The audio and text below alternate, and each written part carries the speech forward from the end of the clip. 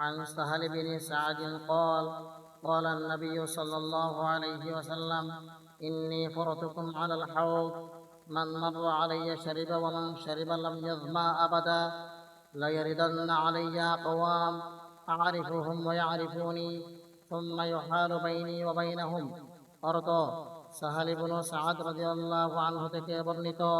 তিনি বলেন, নবী করিম সাল্লাল্লাহু আলাইহি ওয়াসাল্লাম বলেছেন, আমি তোমাদের আগে হৌজের নিকট পৌঁছব।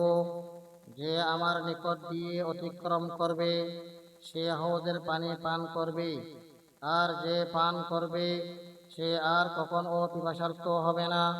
নিঃসন্দেহে কিছু সম্প্রদায় আমার সামনে হৌজে উপস্থিত হবে, আমি তাদেরকে চিনব আর তারাও আমাকে চিনবে।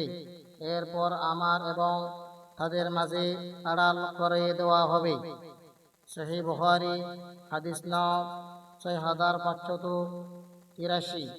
এই হাদিস থেকে উদ্দেশ্য হলো, যারা নবী করিম সাল্লাল্লাহু আলাইহি সাল্লামের ইন্তেকালের পর নবী করিম সাল্লাল্লাহু আলাইহি সাল্লামের শরীয়তের নাম দিয়ে, ইবাদতের নাম দিয়ে নতুন নতুন আবিষ্কার করে ইবাদত করে, বেদাত করে, তাদের এবং রাসূল আকরাম সাল্লাল্লাহু আলাইহি সাল্লামের মাঝখানে হাইল হয়ে যাবে, আড়াল হয়ে যাবে, তাদেরকে হৌজের পানি পান করাতে পারবে না। আল্লাহ পাক রব্বুল আলামিন সবাইকে নতুন নতুন বেদাত করা থেকে হেফাজত করুন। আমিন।